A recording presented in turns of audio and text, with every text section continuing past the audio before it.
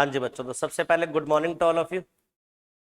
हमने 2 chapter complete कर लिया, आज हम 3rd चैप्टर करेंगे। और 3rd चैप्टर का बेटा हेडिंग डालो, इनकॉर्पोरेशन। हेडिंग डाल दी? क्या हेडिंग है बताओ? इनकॉर्पोरेशन। समझ आ गया हम क्या पढ़ने वाले इस चैप्टर में? बताओ क्या पढ़ने वाले हैं? बिल्कुल, इस पर्टिकुलर चैप्टर में हम ये पढ़ेंगे इनकॉर्पोरेशन कैसे होता है कंपनी का, और इनकॉर्पोरेशन डॉक्यूमेंट्स होते हैं कंपनी के कुछ, वो भी हम पढ़ेंगे। शुरू करने से पहले बहुत बेसिक बातें बताऊंगा जो आप रियलाइज करोगे कि सर हाँ ये बतानी बड़ी जरूरी है। एक बार जरा याद करो, मैंने जब आपका सिलेबस शुरू करा था तो इंट्रोडक्टरी क्लास में आपको बताया था कि कंपनीज एक्ट 2013 में बताओ कितने सेक्शन है? बोलो, टोटल सेक्शन कितने? 470 सेक्शन है, यही था बच्चों। फिर जरा ये बताओ, ये 470 सेक्शन कितने चैप्टर में डिवाइडेड है? 29 चैप्टर। वेरी गुड बच्चों।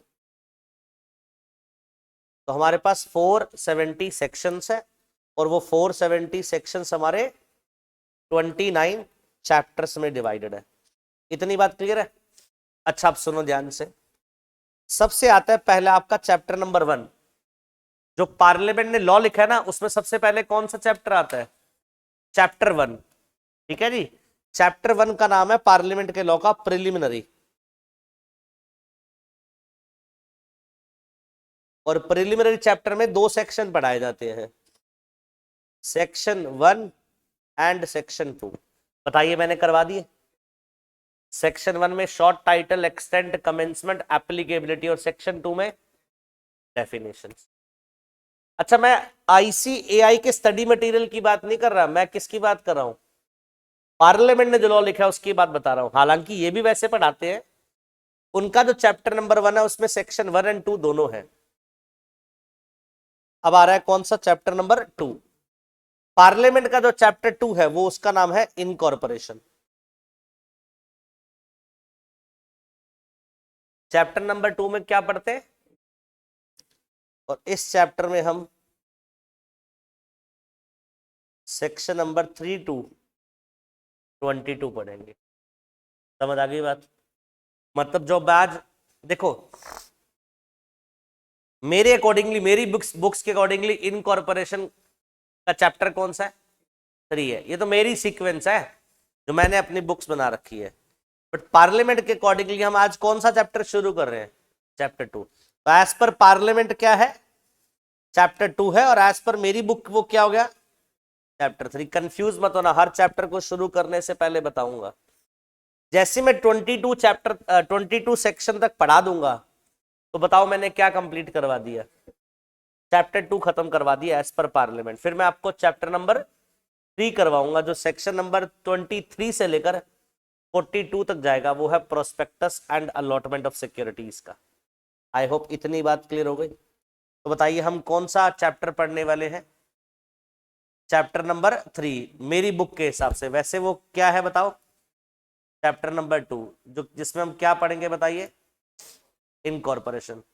अब एक बात और याद रखो बेटा, ध्यान से सुनो। जब मैंने आप लोगों को डेफिनेशंस पढ़ाई थी, याद है सेक्शन 2 में?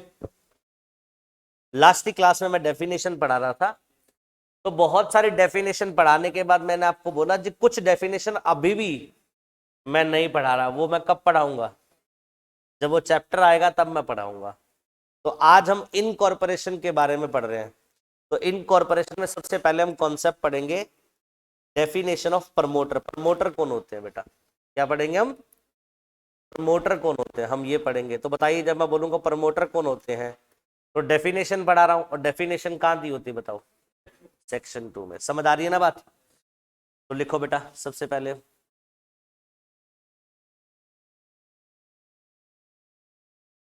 डेफिनेशन वर्ड मत लिखना, पहले जो लिखवा रहा हूं वो लिखो।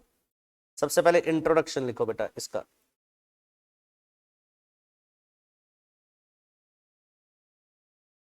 लिखो, the person who initiates promotion of A company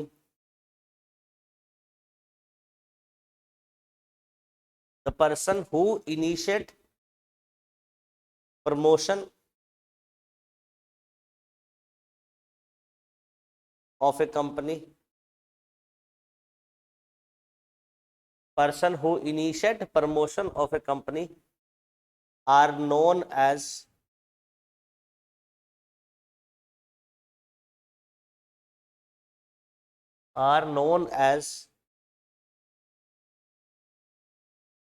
promoter, are known as promoter. आगे लिखो, all persons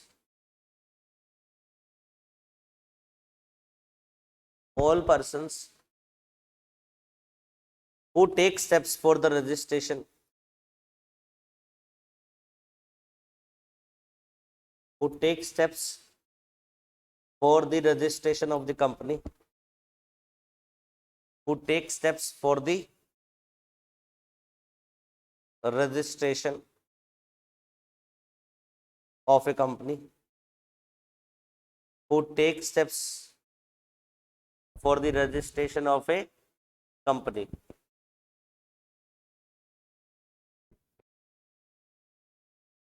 are known as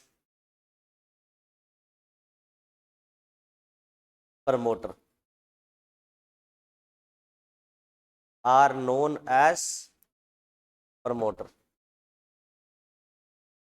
ये मैंने बेटा मीनिंग लिखा है, अब लिखवा रहा हूं डेफिनेशन। अब लिखो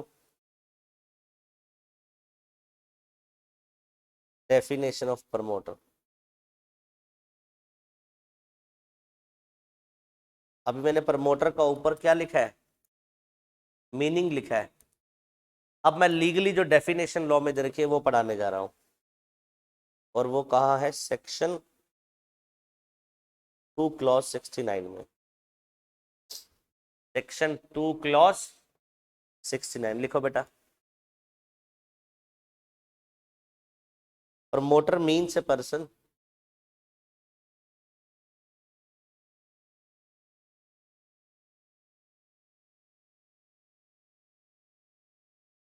promoter means a person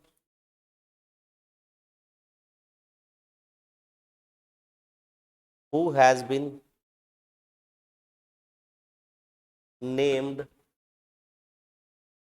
as such in a prospectus।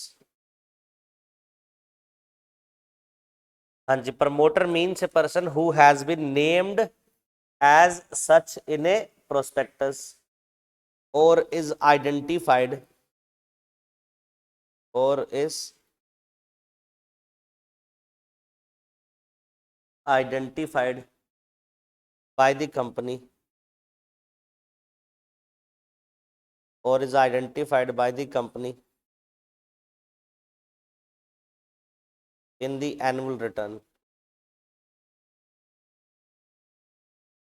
or is the identified by the company in the annual return। दूसरा लिखो, who has control, who has control over the affairs of the company,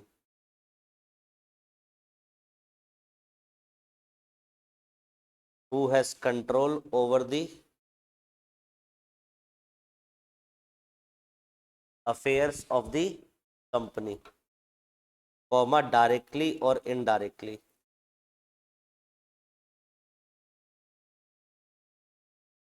comma directly or indirectly, whether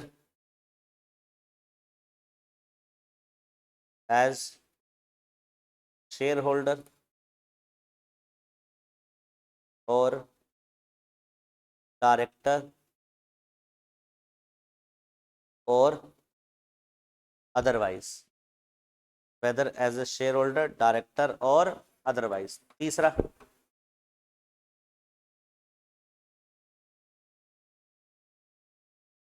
in accordance with whose advice, comma direction in accordance with whose advice, comma, direction or instructions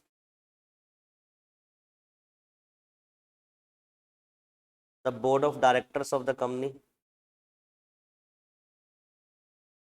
the board of directors of the company is accustomed to act.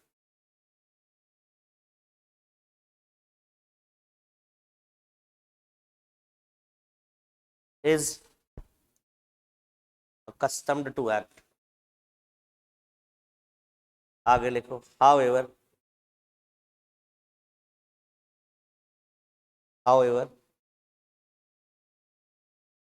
a person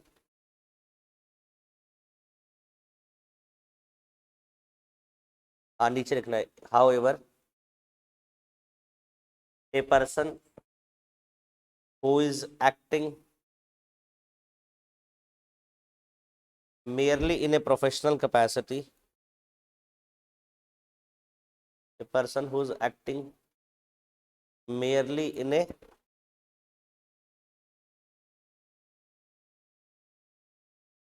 professional capacity shall not be regarded as a promoter. Shall not be regarded as a promoter. Shall not be regarded as a promoter.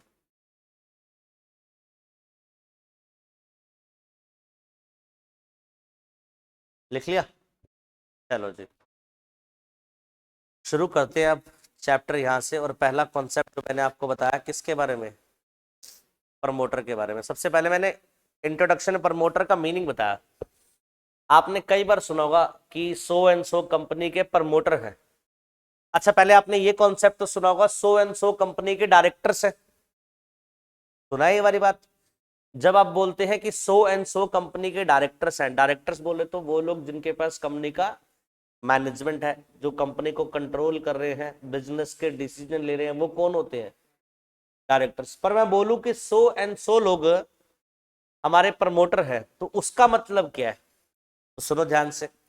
The person who initiates promotion of A company, वो लोग जो company को बनाने के लिए initiate लेते हैं, are known as promoters.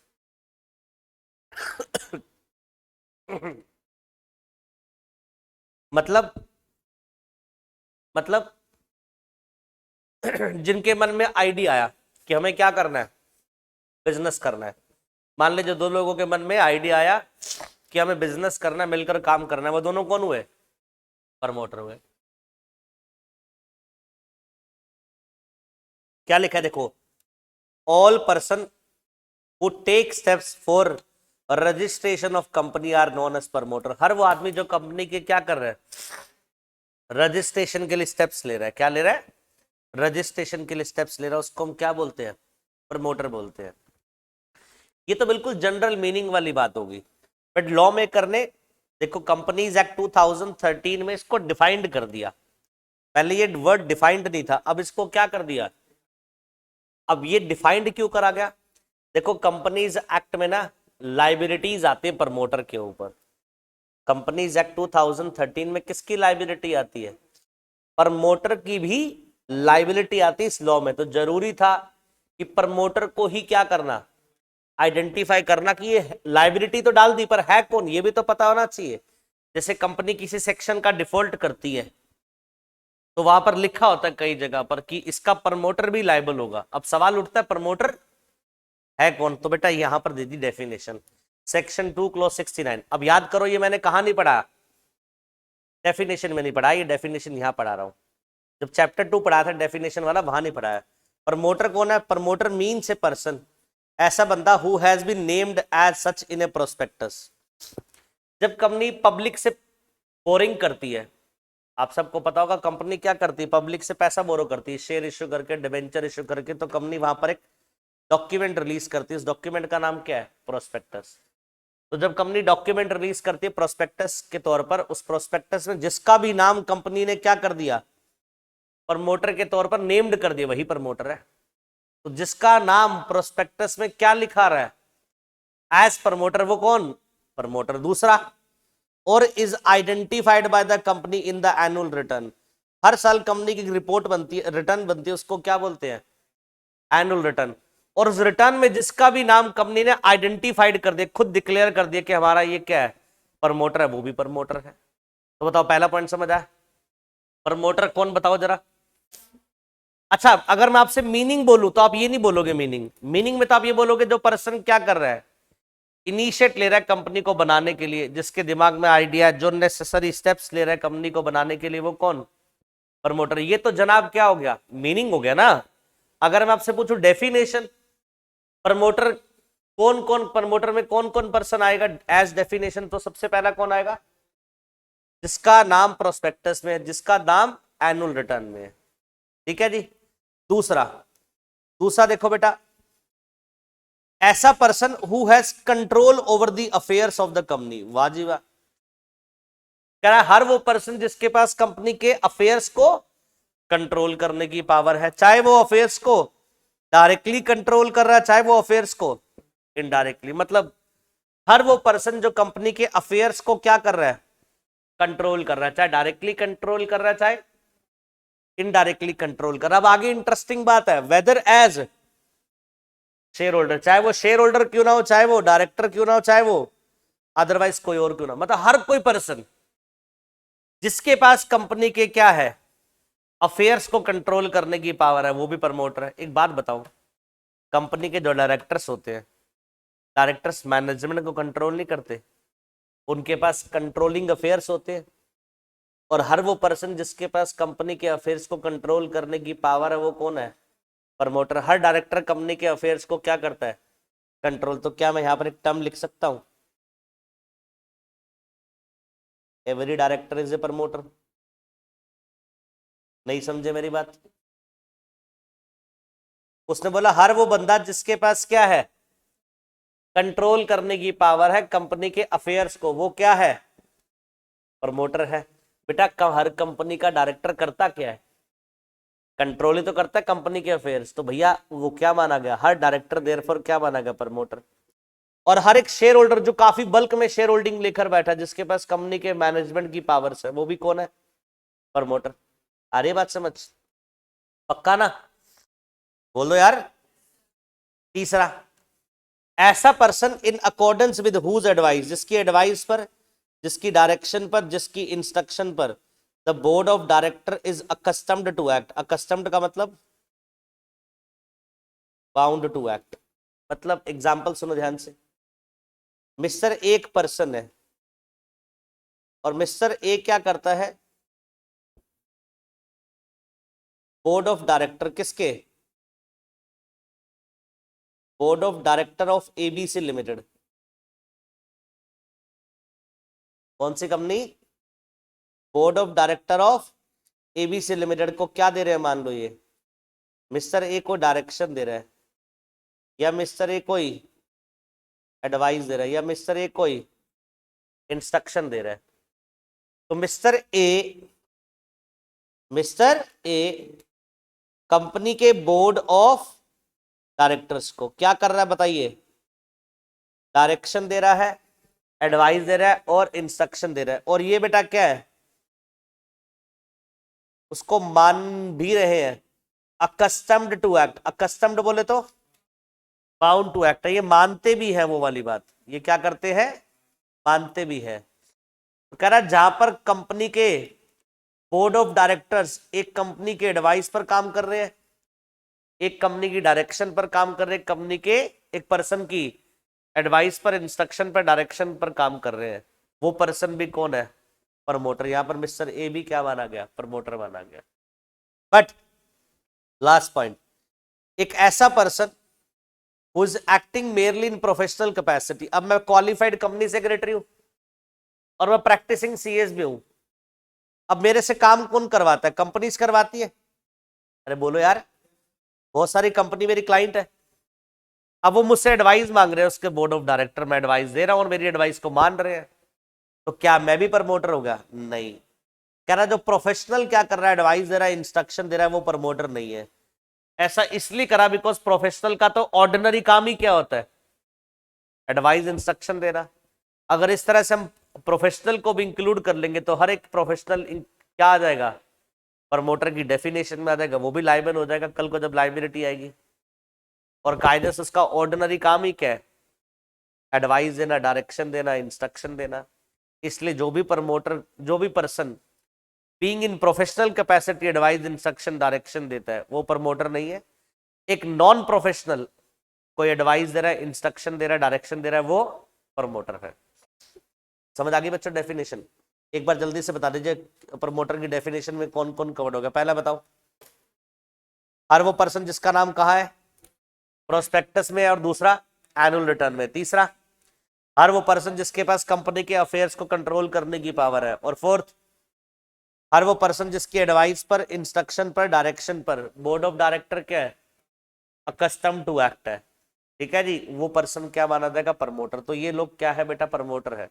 But अगर एक पर्सन एडवाइस, इंस्ट्रक्शन, डायरेक्शन क्या कर रहा है, प्रोफेशनल कैपेसिटी में दे रहा है, फिर वो क्या नहीं है, प्रमोटर नहीं है।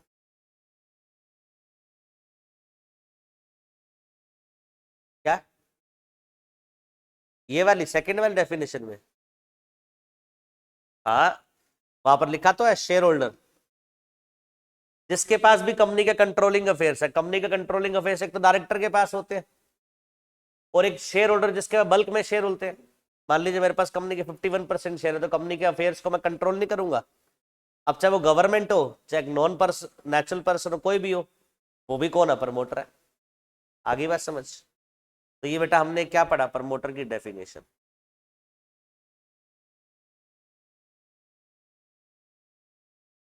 हाँ बिल्कुल, अब सुनो ध्यान से। मीनिंग बस यही कहता है कि जिसने भी आइडिया जनरेट करा दिमाग में, जिसके दिमाग में आइडिया आया कि भैया कंपनी बनानी, बिजनेस करना है, वो प्रमोटर है। वो तो मीनिंग था, वो क्या था, मीनिंग था।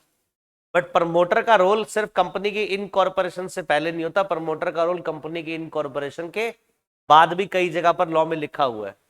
उसी रोल को ध्यान में रखते हुए डेफिनेशन बना दी कि जब कंपनी की एनुअल रिटर्न जाती है, प्रोस्पेक्टस जाता है, तो वहां पर दिखाना पड़ता है कि हमारे प्रमोटर कौन कौन है। जिसको आपने शो कर दिया, प्रमोटर नेम दे दिया, वो क्या हो गया, प्रमोटर हो गया। नहीं, लिमिट नहीं है। जैसे डायरेक्टर्स के ऊपर लिमिट है, यहाँ कोई लिमिट नहीं होती। अरे बात समझ? और प्रमोटर एक्सप्लेन करने का कारण बताओ, बताओ मैंने क्या क्यों बताया ये? क्योंकि प्रमोटर्स के ऊपर लॉ में क्या आती है, लाइबिलिटीज आती है कई जगह पर। इसलिए प्रमोटर को एक्सप्लेन करना बड़ा जरूरी है। और प्रमोटर की डेफिनेशन से किसको एक्सक्लूड कर दिया, प्रोफेशनल को एक्सक्लूड कर दिया। जो एडवाइस दे रहा है, जो इंस्ट्रक्शन दे रहा है, जो डायरेक्शन दे रहा है, और प्रोफेशनल कैपेसिटी में काम कर रहा है, उसको भैया हम क्या नहीं करेंगे, प्रमोटर काउंट नहीं करेंगे। बोलो बात समझ आ गई? पक्का ना? चलो जी, वेरी गुड। अब लिखो बेटा सेक्शन 3, पहला सेक्शन इस चैप्टर का क्या है, सेक्शन 3। हेडिंग डालो बेटा, formation of company.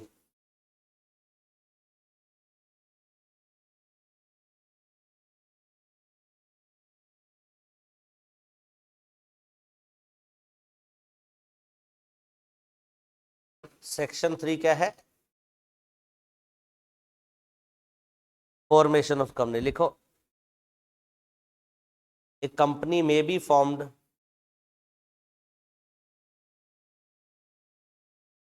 A company में बी फॉर्म्ड, ए कंपनी में be formed for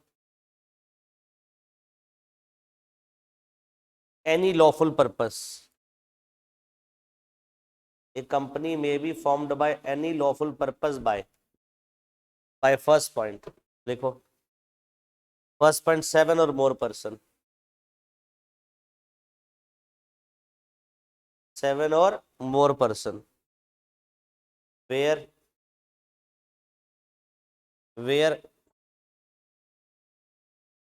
company to be formed,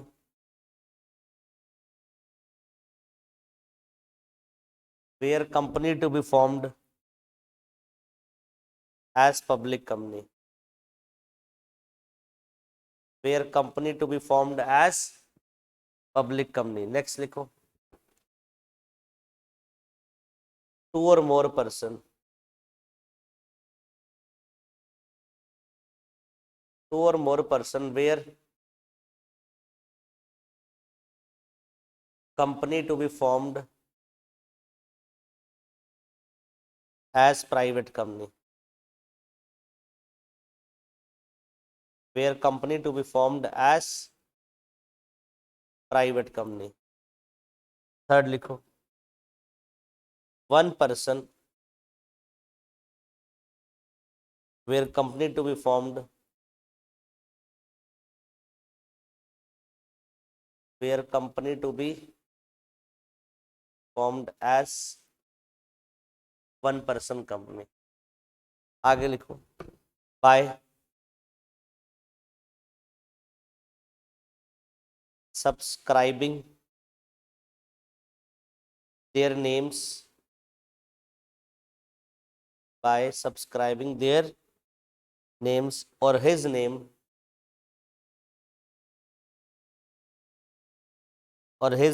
to a memorandum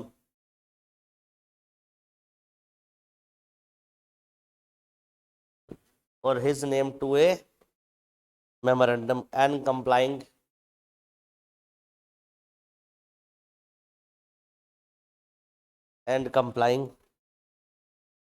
with the requirement of this act, and complying with the requirement of this act, requirement of this act. लिख लिया, आगे लिखो, the memorandum of OPC, the memorandum of association of OPC shall indicate, the memorandum of OPC shall indicate the name of other person, the name of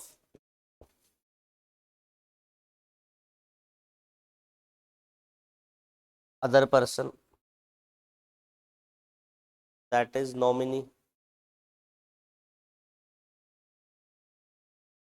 with this prior written consent, with this prior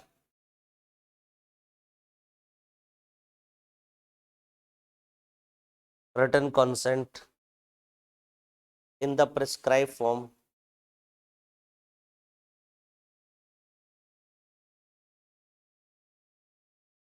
in the prescribed form, who shall, in the event of subscriber's death, in the event of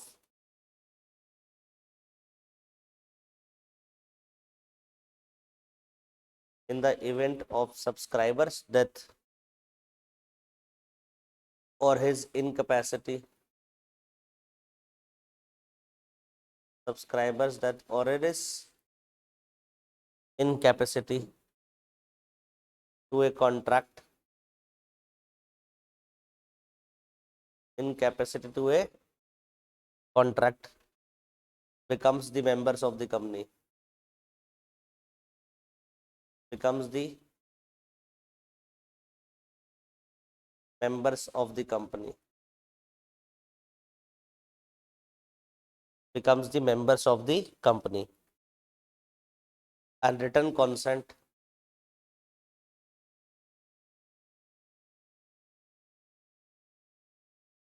and written consent of such person,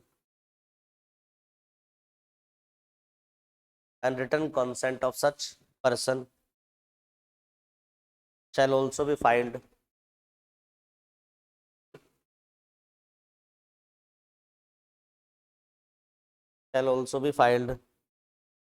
with the registrar,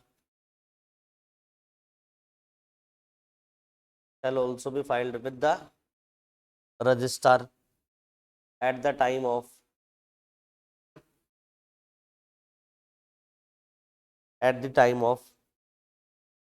incorporation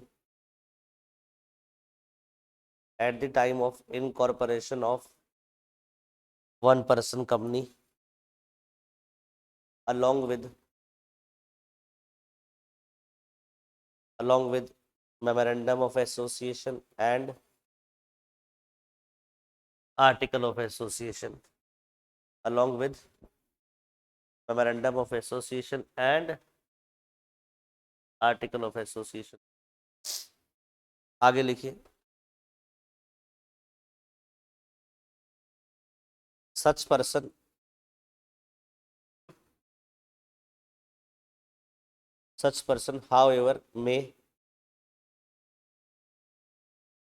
such person however may withdraw his consent. Such person however may withdraw his consent at any time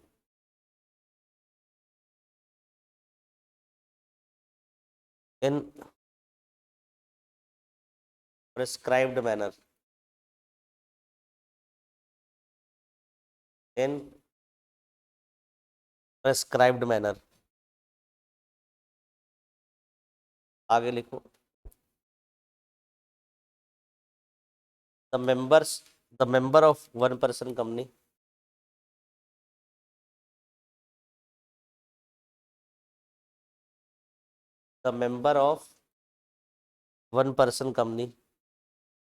may at any time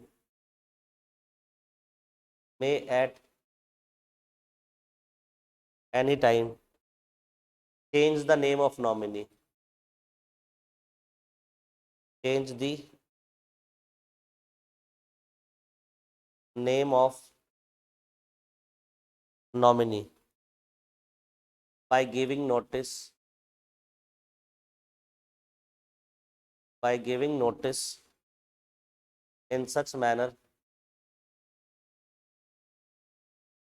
in such manner as may be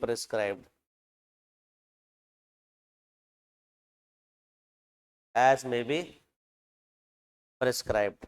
आगे लिखो. It shall be duty of the member. It shall be the duty of the member of one person company. It shall be duty of the member of one person company to intimate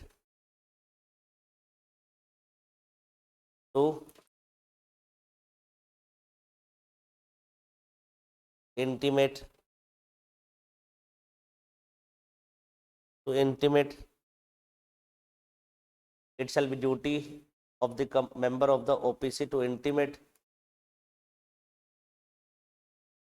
to the company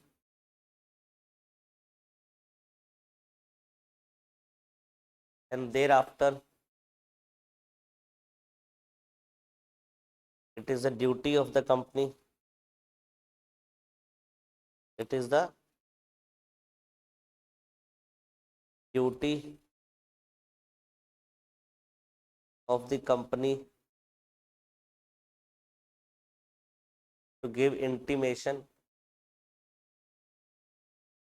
to give intimation to registrar of companies.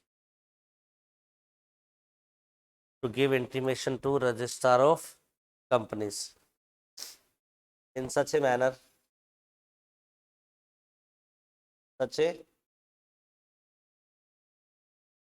manner as may be prescribed. In such a manner as may be prescribed. आगे लिखो. बस यहाँ तक बेटा लिख लीजिए. लिख लिया. अब बेटा एक बार ध्यान से समझना जो लिखा है आपने. सबसे पहला सेक्शन हमने शुरू करा. सेक्शन बताओ कौन सा ये. सेक्शन 3 की हेडिंग बताओ बेटा, क्या लिखा है? क्या? हाँ जी, रुको,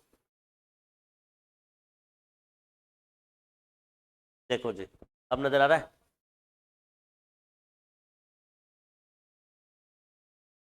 ठीक है जी। अब सुनो ध्यान से, सबसे पहला सेक्शन कौन सा बताओ? सेक्शन 3 की हेडिंग बताओ क्या है? Formation of company. तो वर्ड लिखा है company may be formed for any lawful purpose. Company may be formed for any lawful purpose. एक सवाल आपसे मैं पूछूंगा, उसका जवाब देना। मे का मतलब क्या होता है? मे का मतलब क्या होता है? ऑप्शनल हो भी सकता है और नहीं भी हो सकता। लैंग्वेज क्या लिखी है? Company may be formed for lawful purpose, मतलब कंपनी लॉफुल पर्पस के लिए बन भी सकती, नहीं बन सकती, मतलब इतना बड़ा ब्लंडर। मुझे एक बात बताओ, लॉ मेकर कभी अनलॉफुल पर्पस के लिए कंपनी बनाने के लिए अलाउ करेगा? फिर यहां मे क्यों लिखा है? तो वैसे हमेशा मे को ऑप्शनल कंसिडर करते हैं और शेल को क्या कंसिडर करते हैं? बट कुछ केस में मे को शेल रीड करा जाता है जहां पर उससे इंटरप्रिटेशन में लॉ का पर्पस डिफीट हो रहा हो। अगर मैं इस मे को मे ही रीड करूं तो इसका मतलब ये है company may be formed for lawful purpose, company may not be formed. Company बनाई जा भी सकती है और नहीं बनाई जा सकती। मुझे कोई भी इंडिया में लॉ बता दो जो अनलॉफुल पर्पस के लिए आया हो, कोई भी लॉ नहीं आता। तो मतलब इस मे को हमें लॉ में क्या ट्रीट नहीं करना? मे ट्रीट नहीं करना।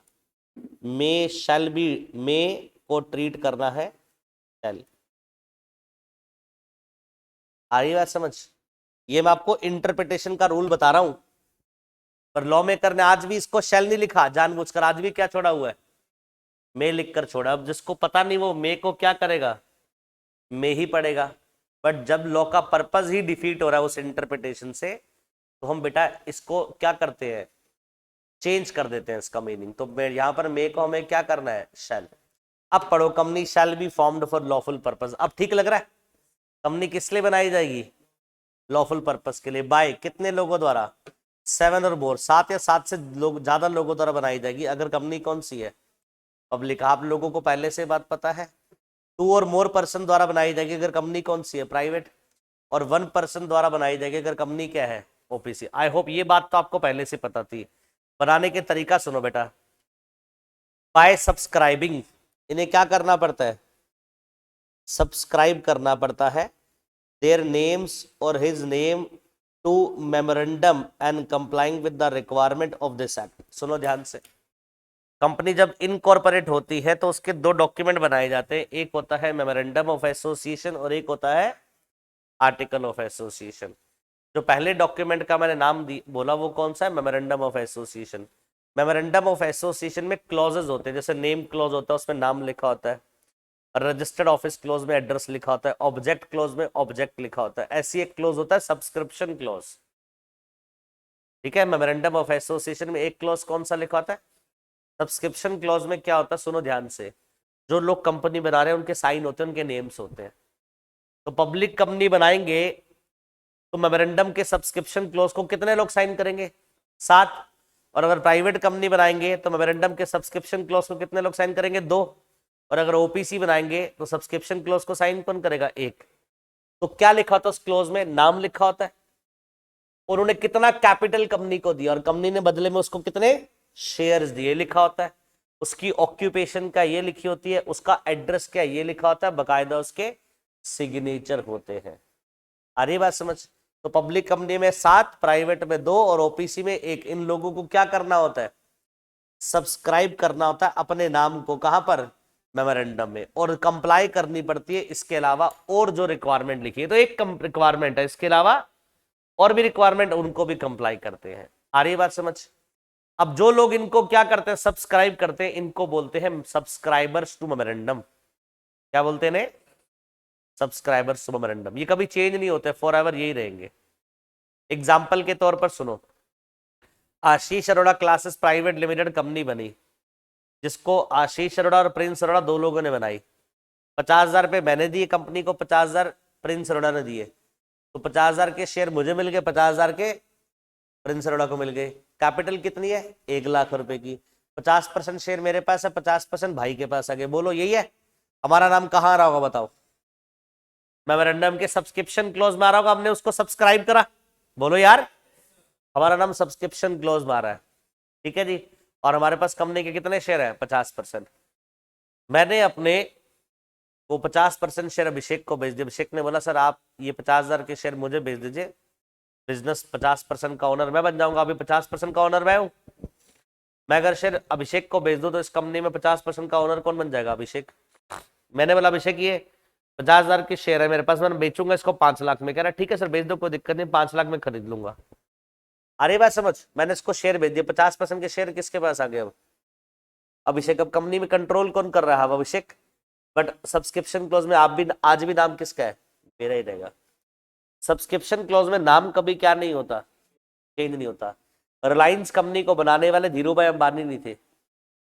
रिलायंस कंपनी का जब सब्सक्रिप्शन क्लॉज देखोगे मेमोरेंडम का, कोई और थे। उस फैमिली ने अपना बिजनेस में शेयर्स किसको दे दिए? अंबानी को दे दिया। अंबानी ने बिजनेस को क्या करा? उसके बाद कंटिन्यू कर लिया। मेरी बात समझे? तो सब्सक्रिप्शन क्लॉज हमें क्या बताता है? सब्सक्रिप्शन क्लॉज ये बताता है किन लोगों ने इस कंपनी को इनकॉर्पोरेट किया था। हो सकता है आज ओनरशिप और कंट्रोल किसी और के पास है, पर शुरुआत किसने की थी वो कहां से पहचान होगी? Subscription clause. वो कभी चेंज भी नहीं होता, वो एज इट इज जिनका नाम लिखा है उन्हीं का नाम लिखा रहेगा, ऑलवेज एंड फॉर एवर। आ रही है बात समझ?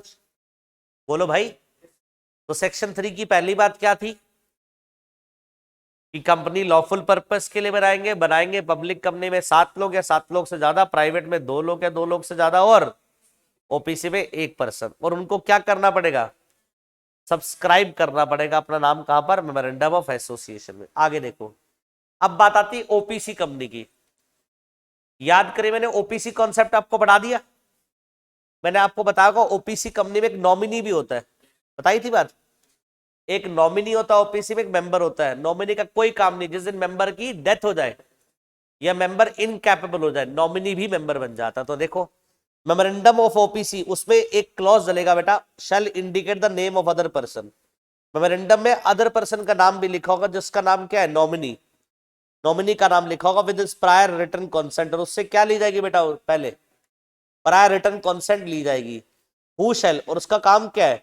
Who shall in the event of subscribers death. जैसी सब्सक्राइबर, वो एक जो मेंबर है ओपीसी का, उसकी क्या हो जाए? डेथ हो जाए, या फिर वो क्या हो जाए? इनकैपेबल हो जाए कॉन्ट्रैक्ट करने के लिए, वो बेटा जो नॉमिनी है becomes member of the OPC. वो नॉमिनी क्या बन जाएगा? मेंबर बन जाएगा ओपीसी का। आ रही बात समझ? And written consent of such person shall also be filed with the registrar. और रिटन कंसेंट जो वो किसको फाइल की जाएगी? रजिस्ट्रार को फाइल की जाएगी at the time of incorporation of OPC along with MOA and AOA. जब हम कंपनी का इनकॉर्पोरेशन करेंगे तो जिसको हमने नॉमिनी बनाया था उससे क्या ली जाएगी? रिटन कंसेंट भी ली जाएगी। और रिटन कंसेंट वो आगे फाइल भी की जाएगी, किसको? रजिस्ट्रार को, कि ये हमारा क्या है? ये हमारा नॉमिनी है। आ रही बात समझ? अब जो नॉमिनी बना है वो पर्सन चाहे तो मे विड्रॉ हिज कंसेंट, कभी भी चाहे तो वो क्या कर सकता है? अपनी कंसेंट विड्रॉ कर सकता है। फिर वो नॉमिनी नहीं रहेगा। फिर बताओ क्या करना पड़ेगा? एक और नॉमिनी। जब नॉमिनी ने अपनी कंसेंट विड्रॉ कर ली तो मेंबर फिर क्या करेगा? दूसरे नॉमिनी को अपॉइंट करेगा। दूसरा देखो, ये तो पर्सन वो खुद नॉमिनी के तौर पर हट रहा था, पर जो मेंबर है ओपीसी का वो भी चाहे तो may at any time change the name of the nominee by giving notice. मतलब ऊपर था नॉमिनी खुद अपनी कंसेंट विड्रॉ कर सकता है। अब हम जो पढ़ रहे हैं वो नॉमिनी की बात नहीं पढ़ रहे, जो मेंबर है ओपीसी का वो भी नॉमिनी को चेंज कर सकता है और दूसरा नॉमिनी लेकर आ सकता है। पहले वाले नॉमिनी को क्या दे देगा? नोटिस। उसकी जगह किसको ले आएगा? दूसरे नॉमिनी को। अब जब भी मेंबर ऐसा करेगा कि वो पुराने वाले को हटाकर क्या ला रहा है? दूसरा नॉमिनी, तो it shall be duty of the member. उस मेंबर की ड्यूटी बनती है वो कंपनी को इंटीमेट करे ओपीसी को कि भैया मैं हमारे यहाँ पर क्या कर रहा हूं? नॉमिनी चेंज कर रहा हूं। और जैसे ही कंपनी को इंटीमेशन मिलेगी, it shall be duty of the company to give intimation to ROC. अब कंपनी किसको इंटीमेट करेगी? आरओसी को, कि मेरे मेंबर ने मेरी कंपनी का नॉमिनी को क्या कर दिया है? चेंज कर दी। ये इंटीमेशन कौन देगा? कंपनी किसको देगी? आरओसी को देगी। बोलो बात समझ आ गई? अब एक बात बताओ आप लोगों को, आप लोग अधूरा लॉ पढ़ते हो आज भी इंस्टीट्यूट के अकॉर्डिंगली। क्या पढ़ते हो? अधूरा लॉ। कैसे? यहां पर हर जगह पर बेटा क्या लिखा है? हाँ जी, in the prescribed manner, as may be prescribed, हर जगह एज मे बी प्रिस्क्राइब्ड। और मुझे बताइए जहां पर भी क्या लिखा होता है एज मे बी प्रिस्क्राइब्ड, मतलब उसका रूल्स बना होगा कोई ना कोई। जब भी किसी सेक्शन में कोई प्रोविजन पढ़ रहे हैं और वहां पर लास्ट में क्या छोड़ दिया जाए, देखो उसने बोला मेंबर बताएगा कंपनी को और कंपनी बताएगी आरओसी को। किस मैनर में बताएगी, कैसे बताएगी? करा एज मे बी प्रिस्क्राइब्ड। वो सारा मैनर कहां लिखा होगा? अब तुम्हारा इंस्टीट्यूट क्या गलती करता है? रूल्स नहीं पढ़वाता। और सीएस इंस्टीट्यूट क्या करता है? रूल्स पढ़वा देता है। अब रूल्स पढ़वाने से फायदा क्या? कंप्लीट नॉलेज मिल गई। भैया इंटीमेशन के रजिस्ट्रार को क्या है? फॉर्म्स है, फॉर्मेट्स है कि भैया कितने दिन में इंटीमेशन करा जाएगा, नहीं बताया कहीं भी लॉ में। अच्छा, किस तरह से कौन से फॉर्म को भेजा जाएगा आरओसी को, उस फॉर्म पे साइन कौन करेगा, उस फॉर्म की फीस कितनी, यही तो काम है तुम्हारा। और क्या है? मान लो तुम्हारी क्लाइंट है ओपीसी, ये मुझे समझ नहीं आया इंस्टीट्यूट क्या कर रहा है। अगर मैं आईसीआई को मेरे को रिप्रेजेंटेशन देनी है तो मैं आप लोगों को जस्टिफाइड करता हूं, आप लोग मेरी बातों से कन्विंस हो गए, सर आप क्यों बोल रहे हो ऐसा। एक बात बताओ, तुम्हारा क्लाइंट है ओपीसी, उसका मेंबर ने क्या करा? नॉमिनी चेंज करना है। वो तुम्हारे पास आया जी मुझे क्या करना है? नॉमिनी चेंज करना है। तुम क्या करोगे? पुराने वाले नॉमिनी को रिटर्न नोटिस दोगे बोलो। नए वाले जो मेंबर होगा उसकी रिटर्न कंसेंट लोगे बोलो। अब कंपनी, अब मेंबर चेंज जब करेगा तो वो कंपनी को इंटीमेट करेगा और कंपनी किसको करेगी? ये सारा कुछ ना कुछ डॉक्यूमेंटेशन के थ्रू हो रहा होगा और कुछ पीरियड में हो रहा होगा, और ये सब करने वाला मेंबर होगा, एक प्रोफेशनल होगा। आप लोग करोगे? कहां लिखा है सब बातें? किस फॉर्म में, किस मैनर में, कितने दिन में? सारी बातें तो छोड़ ही दी इंस्टीट्यूट ने। जो मेन तुम्हारा काम है वो तो बताया नहीं। और सीएस इंस्टीट्यूट क्या करता है? पूरा बताता पढ़ाता है। बट डोंट वरी, मैं पूरा पढ़ाता हूँ, मेरे बुक में पूरा कंटेंट दिया हुआ है। मैं साथ साथ रूल भी पढ़ा दूंगा आप लोगों को। बट आपकी बुक में क्या नहीं है? इंस्टीट्यूट के मॉड्यूल में रूल नहीं है। अब मेरी बातों से कन्विंस हो या नहीं हो बताओ? अगर इनके आफत क्या आ रही थी, एज मे बी प्रिस्क्राइब्ड के आगे क्या कर देते? रूल्स बता देते। और रूल्स में क्या होता है? मैनर पता लग जाता, कितने दिन में इंटीमेट करना है और किस फॉर्म में इंटीमेट करना है, उस फॉर्म पे साइन कौन करेगा, उस फॉर्म की फीस क्या जाएगी। यही तो काम है तुम्हारा भाई। तुम प्रोफेशनल क्लाइंट के बिहाफ पर यही तो करोगे। फॉर्म फिल करोगे, कितने दिन में फिल करोगे, फीस लगाओगे, साइन करोगे। ये सारी बातें कहां लिखी है? रूल्स में। सारी बातें एज में भी प्रिस्क्राइब्ड रूल्स में लिखी है, वो रूल्स आपको पढ़ाए नहीं जाते। ये हर जगह पर पूरे थ्रू आउट द तुम्हारे कोर्स में यही प्रॉब्लम है। अब बताओ मेरी बातों से आपको क्या लग रहा है? रूल्स होने चाहिए नहीं होने चाहिए? होने चाहिए बेटा, पर मुझे नहीं पता है, ये कह सकते हैं हम। हाँ कह सकते हैं कि सम सॉर्ट ऑफ जो मेन कंटेंट था वो तो आपने छोड़ दिया। मैं कह रहा हूं इसके साथ आप एक रूल नंबर डाल देते, जी हाँ इसका ये रूल है। हालांकि चाहे दो ही लाइनों का रूल हो कि ये फॉर्म जाएगा, जैसे रिटर्न कंसेंट एग्जांपल देता हूं। रिटर्न कंसेंट लेनी है ना किसकी? नॉमिनी की। वो ली जाती है आईएनसी 3 में। अब आईएनसी 3 क्या है? फॉर्मेट है जिसमें क्या ली जाती है? रिटर्न कंसेंट ली जाती है। और आरओसी को इंटीमेट करने के लिए फॉर्म शुरू होते हैं आईएनसी 4 वाले। अरे बात समझ। अब इसका टाइम पीरियड है, ये सब बातें रूल्स में लिखी है, ये तुम्हारी बातें मिसिंग है। बट मैं जब आपको बुक दूंगा उसमें पूरा रूल डालूंगा। पर जब तुम मॉड्यूल देखोगे आईसीएआई का, तुम गौर करोगे कि मैंने जो पढ़ाया और मॉड्यूल में जो लिखा है वो कम है कंटेंट। और मेरा लॉजिक समझ आ गए? हालांकि तुम इतना भी पढ़ लोगे, तुम्हारा इंस्टीट्यूट तो इतना ही पढ़ाता है, एज मे बी प्रिस्क्राइब्ड और as may be prescribed. But कायदे से इंस्टीट्यूट को थोड़ा सा क्या करना चाहिए? कंटेंट को बढ़ाना चाहिए। जब पूरा पढ़ा दिया तो उसके बाद थोड़ा सा और बताने में क्या आफत थी? मतलब उन लोगों ने ज्यादा पता क्या पढ़ाया? सेक्शन पढ़ाया, क्या छोड़ दिया? रूल्स छोड़ दिए। और मुझे एक बात बताओ, मैंने आप लोगों को पहले ही बोला था, क्या कंपनीज एक्ट स्टैंड अलोन पढ़ा जा सकता है? कंपनीज एक्ट स्टैंड अलोन नहीं पढ़ा जा सकता, साथ में क्या पढ़ने पड़ते हैं? रूल्स। तब जाकर कंटेंट क्या होता है? पूरा होता है तुम्हारा। चलो बात समझ आ गई। तो पहला सेक्शन ऑफ द डे हमारा कंप्लीट होगा, सेक्शन। अब कोई बात नहीं, आप लोग को मैं पूरा पढ़ाऊंगा, डोंट वरी। बोलो बात समझ आ गई। हालांकि तुम्हारे एग्जाम में वो इतना रेलिवेंट हो ना हो, बट तुम्हारे पढ़ाऊंगा पूरा, मैं तुम्हें हर एक चीज पूरी पढ़ाऊंगा विद रूल वाइज। अब मुझे एक बात बताओ, अब मैं आपको बताता हूं हमारा चैप्टर कौन सा चल रहा है, बताओ। चैप्टर 2, बोलो यार। चैप्टर 2 में सेक्शन कितने हैं? 3 to 28 प्लस साथ में क्या लगते हैं? रूल्स। कौन से? Companies incorporation rules 2014। एक बार झलक दिखा देता हूं बेटा आपको। ये तुम्हारी बुक है, मैंने कौन सा सेक्शन पढ़ाया? 3 पढ़ाया ये रहा, ठीक है। बस कहीं रूल नहीं दे रखा। अब मैं आप लोगों को एक चीज दिखाता हूं।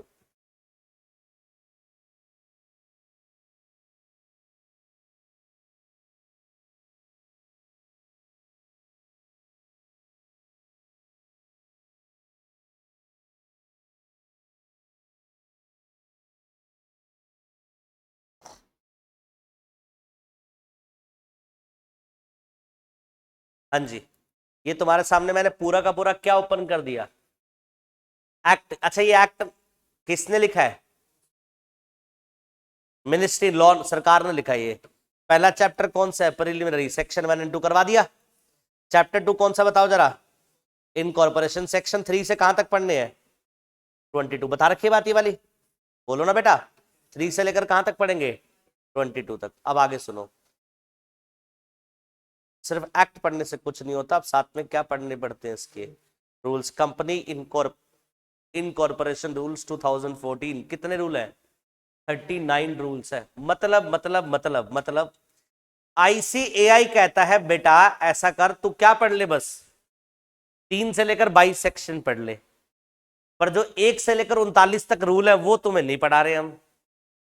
पर मैं कह रहा हूं 1 से लेकर 39 तक जब रूल नहीं पढ़ाओगे तो कंटेंट क्या हो गया? इनकम्प्लीट हो गया ना। और यही आईसीएसआई क्या करता है? Institute of company secretaries of India, वो कहता है सेक्शन भी पढ़ प्लस साथ में रूल्स भी पढ़। कितने रूल पढ़ने हैं बेटा? हाँ जी, ये देखो बेटा, ये रूल आ गए सारे, आपको नजर आ रहा होगा बेटा।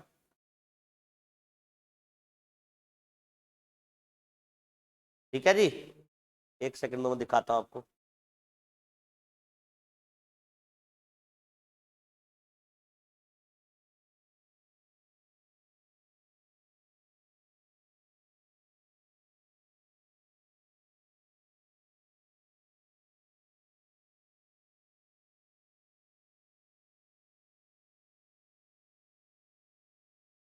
देखो,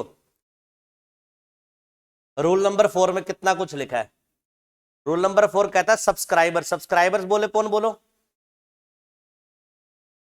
जिसने ओपीसी बनाई, जिसने ओपीसी बनाई उसने सब्सक्रिप्शन क्लॉज को साइन करा होगा, वो कौन बन गया?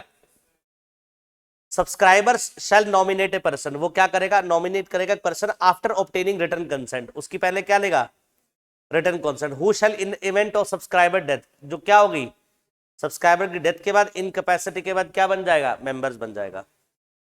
The name of person mention in the memorandum, जो पर्सन जिसकी कंसेंट ली थी उसका नाम हम फॉर्म नंबर INC 32, ये इनकॉर्पोरेशन फॉर्म है, इसमें डाल देंगे। मतलब जो हम क्या करते हैं, जिस पर्सन को हम नॉमिनी बनाते हैं और उसकी कंसेंट लेते हैं, स्पाइस प्लस क्या है? इनकॉर्पोरेशन फॉर्म है, इसमें नाम डाल देते हैं। अब देखो आगे, मेंबर अगर चाहे तो, जो पर्सन है वो चाहे तो अपनी कंसेंट विड्रॉ कर सकता है। देखो तुम्हें कंटेंट पढ़ाया, रूल का ऐसे नहीं पढ़ाया उन्होंने, नहीं पढ़ाया, बट मेन पॉइंट छोड़ दिया। मेंबर पर्सन, जो पर्सन नॉमिनी अपनी कंसेंट विड्रॉ कर सकता है। फिर मैंने क्या पढ़ा? मेंबर क्या कर सकता है?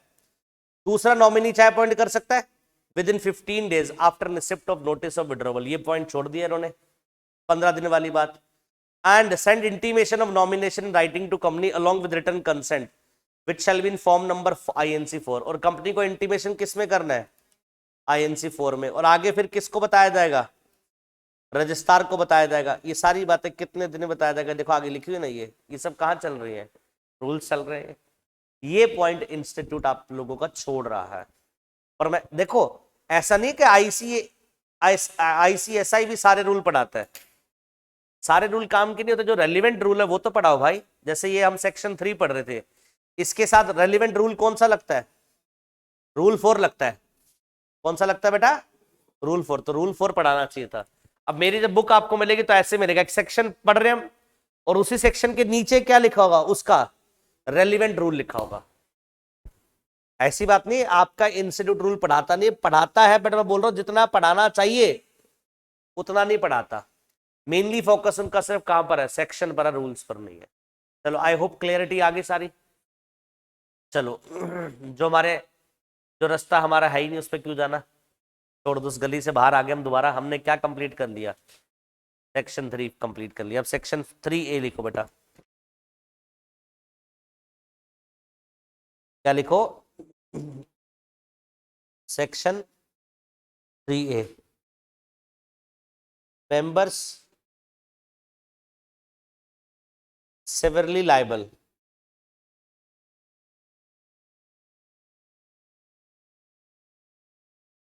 सेक्शन 3A, और इसकी एक और हेडिंग बनाऊं, मेंबर्स अनलिमिटेड लाइबिलिटी।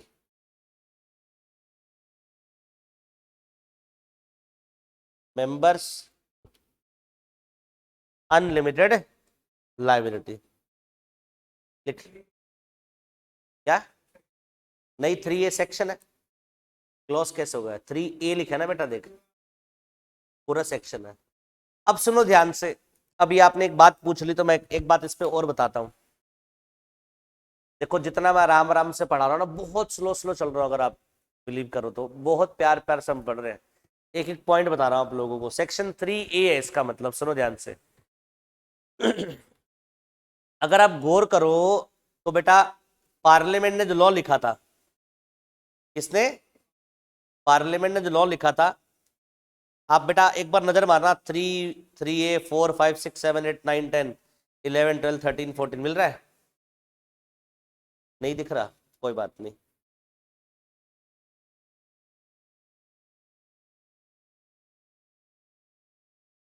अरे भाई, सब कुछ छेड़ाछाड़ी होगी तो।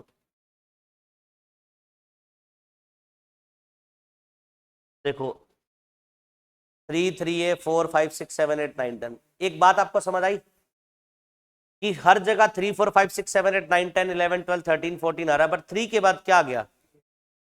3 आ गया। 4 के बाद 4A क्यों नहीं आया? सुनो ध्यान से।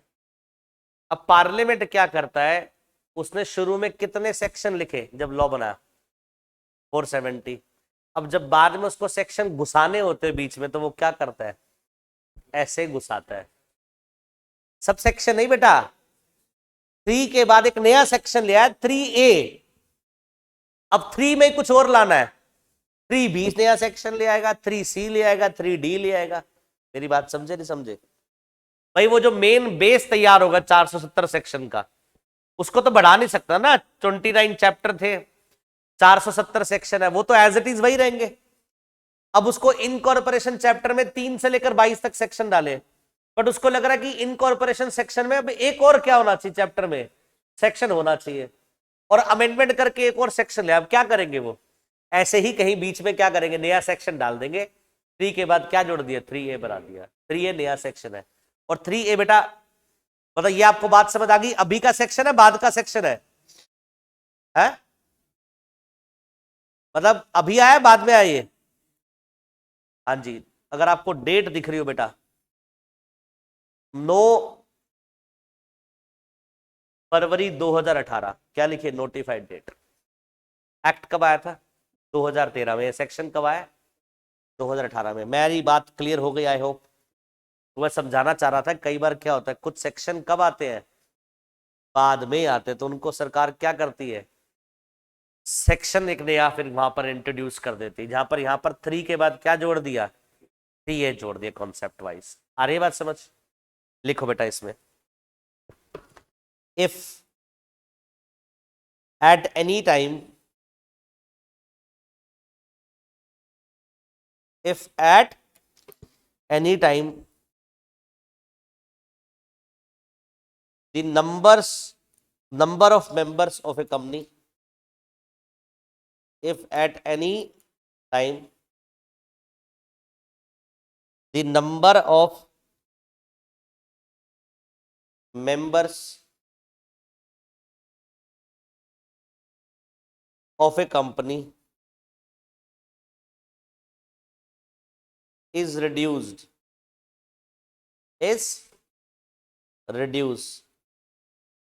below 7 in case of public company. याद करो पब्लिक कंपनी मिनिमम मेंबर कितने होने चाहिए? 7। और अगर मान लीजिए क्या हो जाए, रिड्यूस हो जाए 7 से, क्या हो जाए, कम, और रिड्यूस बिलो 2, कौन सी कंपनी में?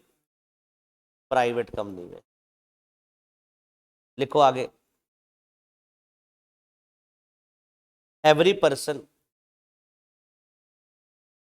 who is a member of company,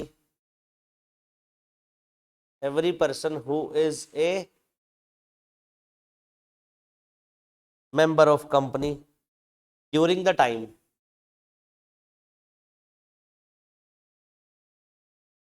who is a member of company during the time that it so carries on business, that it so carries on business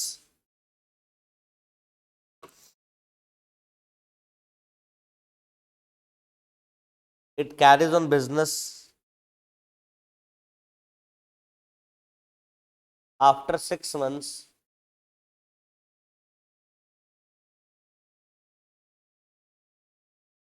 या those after 6 months कर देना, those after 6 months and is aware of the fact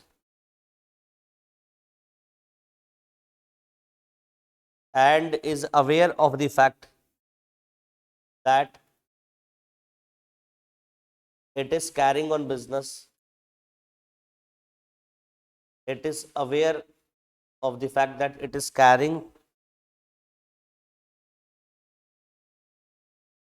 on business with less than 7 members.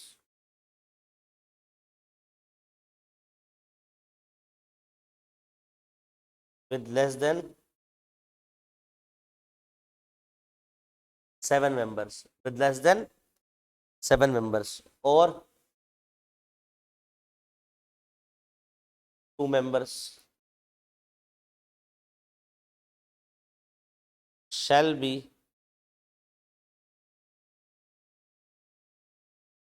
severally liable, shall be severely liable for the payment of the whole debts, for the payment of the whole debts of the company, whole debts of the company contracted during that time,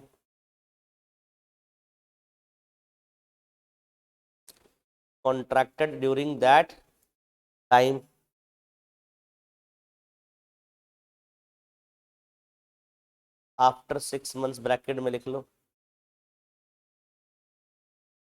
and may be severely sued,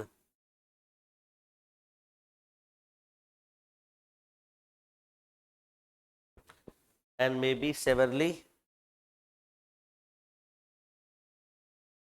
sued, and may be severely sued. बताओ, लिख लिया? अब example सुनो बेटा, section 3A का।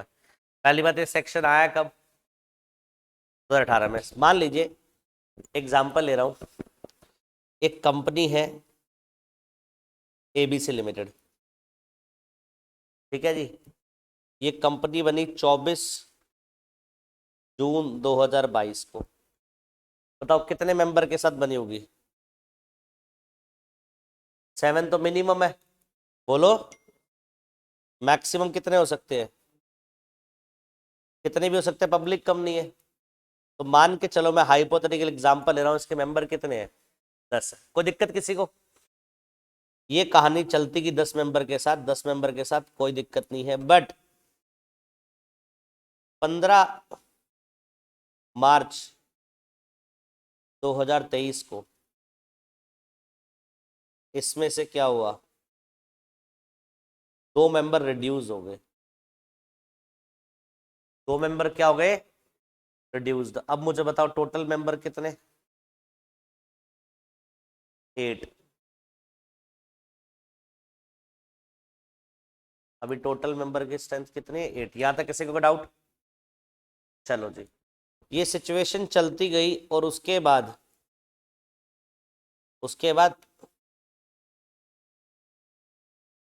15 Feb 2025 को 4 member और reduce हो गए। अब टोटल मेंबर बताओ क्या हो गए? क्या मैं सिंपली बोल सकता हूं मेंबर रिड्यूस्ड बिलो 7? बोलो, अब सुनना ध्यान से। आप लोगों ने बेटा कंपनी का फीचर क्या पढ़ा था? कंपनी में लायबिलिटी बताओ मेंबर्स की लिमिटेड होती है अनलिमिटेड होती है? लिमिटेड। चलो जी, एबीसी लिमिटेड कंपनी कब बनी? 24 जून 2022 को। तो इसके मेंबर की लायबिलिटी बताओ क्या होगी? लिमिटेड थी इसकी लायबिलिटी। इसके मेंबर की लायबिलिटी क्या थी? लिमिटेड थी। बोलो को डाउट? पक्का ना? फिर उसके बाद 24 जून से लेकर 15 मार्च तक स्थिति यही रही। बोलो यार। फिर 15 मार्च के बाद ये 15 फरवरी तक भी इसके मेंबर कितने रहे? 8 रहे। बट 14 फरवरी तक की बात करूं अगर मैं, 14 फेब तक की बात करूं, उसके मेंबर कितने रहे होंगे? 8। तब भी इसकी लायबिलिटी क्या थी? लिमिटेड ही थी। 15 फेब भी लिखते हैं बेटा, तब भी इसकी लायबिलिटी क्या थी? लिमिटेड। मेंबर्स की लायबिलिटी अभी भी क्या है? लिमिटेड है। अच्छा मुझे बताइए, कंपनी के जो एक्ट्स है उसमें लायबिलिटी कंपनी की आएगी मेंबर्स की आएगी? कंपनी के एक्ट्स के लिए कंपनी लायबल है, member liable? Company liable separate legal entity का मतलब यही होता है भाई। बोलो। पर लॉ कहता है जिस दिन मेंबर रिड्यूस किससे हो जाए? 7 से कम। यहां से काउंट करो 6 महीने, काउंट करो 6 महीने का आगे। मार्च अप्रैल मई जून जुलाई अगस्त, 14 अगस्त 2025 तक भी इनकी लायबिलिटी लिमिटेड है। मतलब जो भी एक्ट कौन करेगा? कंपनी का एक्शन होंगे, मतलब कंपनी के मेंबर जो भी एक्ट कर रहे हैं किसके लिए? कंपनी के लिए। उसमें लायबिलिटी मेंबर्स की नहीं आनी, किसकी आनी है?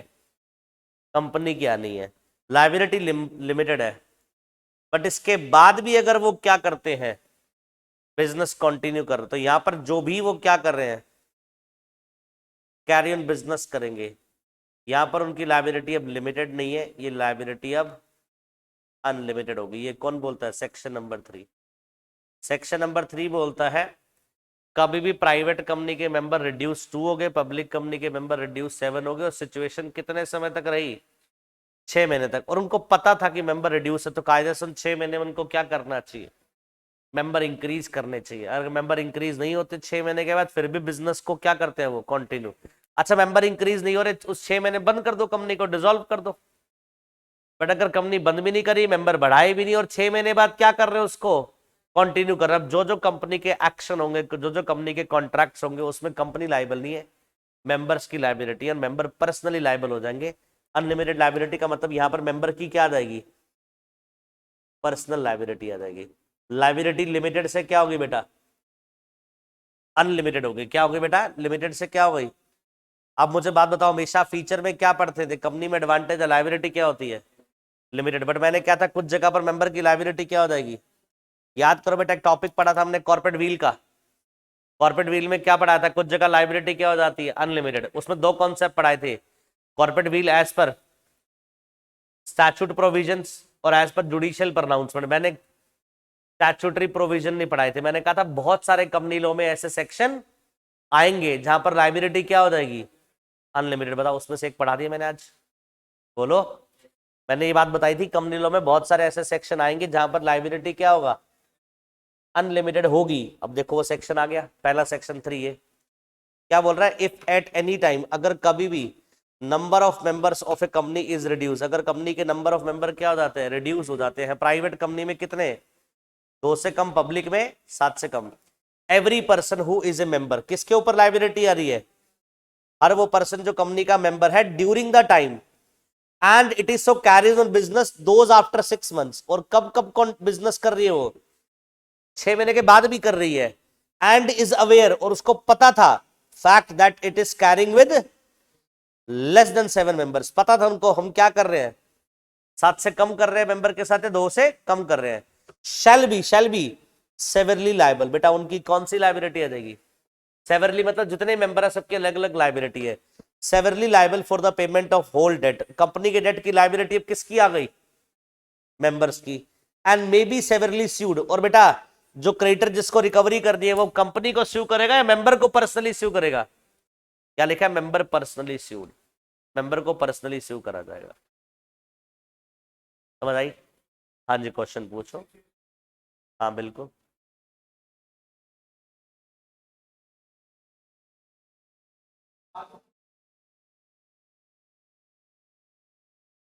नहीं वो तो काट देना मैंने कॉन्सेप्ट, 15 तारीख तक भी लाइबिलिटी लिमिटेड है और उसके बाद 6 महीने तक भी लाइबिलिटी लिमिटेड है?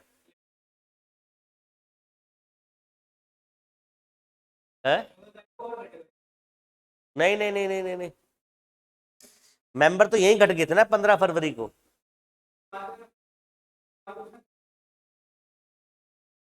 ठीक है,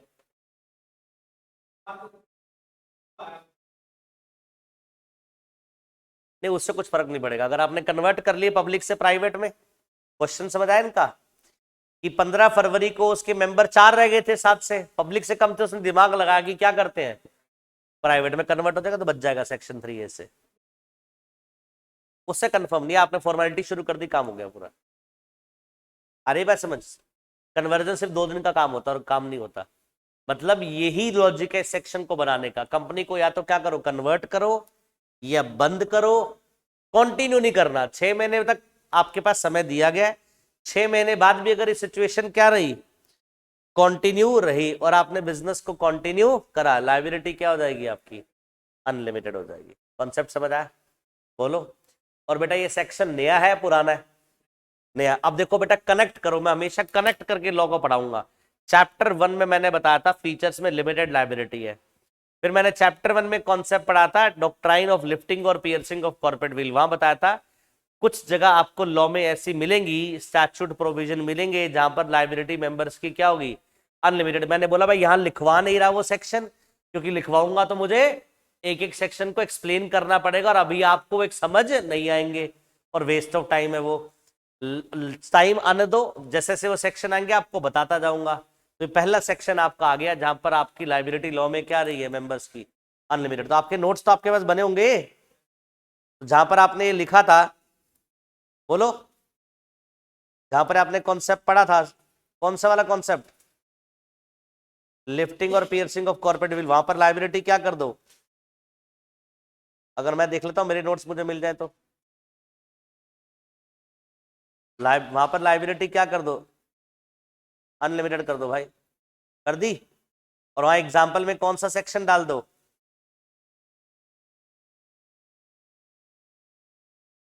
3A लिखवा रखा है ना। अब 3 आप लोगों को समझ आ गया, बोलो यार,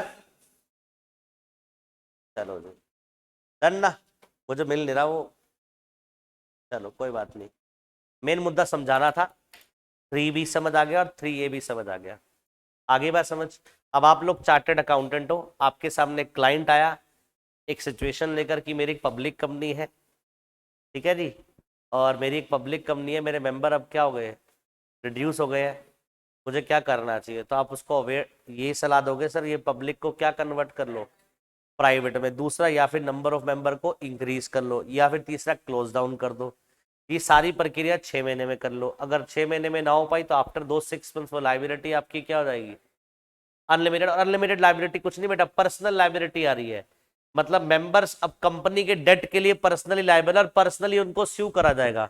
वैसे किसको स्यू करा जाता है, कंपनी को स्यू करा जाएगा कंपनी के डेट के लिए, बट इस बार क्या हो रहा है, मेंबर को स्यू करा जा रहा है कंपनी के डेट्स के लिए। उल्टा हो गया ना बेटा, सेक्शन 3A भी होगा। बोलो बात समझाई। 3 बताओ, 3 क्या बोलता था, फॉर्मेशन ऑफ कंपनी क्या बोलता था, अगर कंपनी बना रहे हो पब्लिक कंपनी तो 7 मेंबर चाहिए, पब्लिक प्राइवेट बना 2 चाहिए, ओपीसी 1, और बनाने के लिए उनको क्या करना पड़ेगा, सब्सक्रिप्शन क्लोज के मेमोरेंडम में साइन करना पड़ेगा, ठीक है जी, तब वो सब्सक्राइब कर देंगे, एग्री कर देंगे। ओपीसी कंपनी में क्या होगा, एक नॉमिनी बनाने के लिए उसकी रिटर्न कंसेंट लेनी है। अच्छा, नॉमिनी अपने रिटर्न कंसेंट विड्रॉ करके खुद जा सकता है, मेंबर उसको चेंज भी कर सकता है, बट हर बार किसको इंटीमेट करना है, रजिस्ट्रार को, रजिस्ट्रार को, ठीक है जी। बोलो, और 3A भी कंप्लीट हो गया। बोलो यहां तक बात समझ आ गई। और इससे पहले क्या पढ़ा बताओ, प्रमोटर। उससे पहले प्रमोटर की पहले क्या पढ़ी, डेफिनेशन, एंड देन नहीं सॉरी, पहले क्या पढ़ा, मीनिंग, और देन क्या पढ़ी, डेफिनेशन।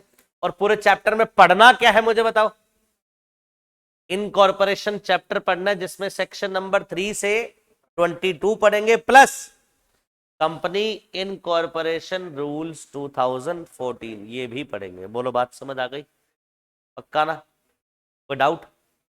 चलो आज के लिए इतना ही बहुत, बाकी नेक्स्ट क्लास में। अब सुनो बेटा, अब आगे क्या होगा। अच्छा, जरूरी नहीं है मैं सीक्वेंस में चलूं, 3 के बाद 4 ही पढ़ाऊं, बट सेक्शन सारे कवर होंगे। जो लिंकेज वाले सेक्शन है वो एक साथ पढ़ाऊंगा, ठीक है जी। अब मैं नेक्स्ट क्लास में आपको 3 के बाद जरूरी नहीं 4 पढ़ाऊं, अरे बात समझ। बट इसमें पढ़ेंगे चैप्टर में कौन से सेक्शन, 3 से लेकर 22 तक। चलो आज के लिए बच्चों इतना ही, अभी नेक्स्ट क्लास आपकी अकाउंट्स की है। Thank you so much, bye bye, God bless you all.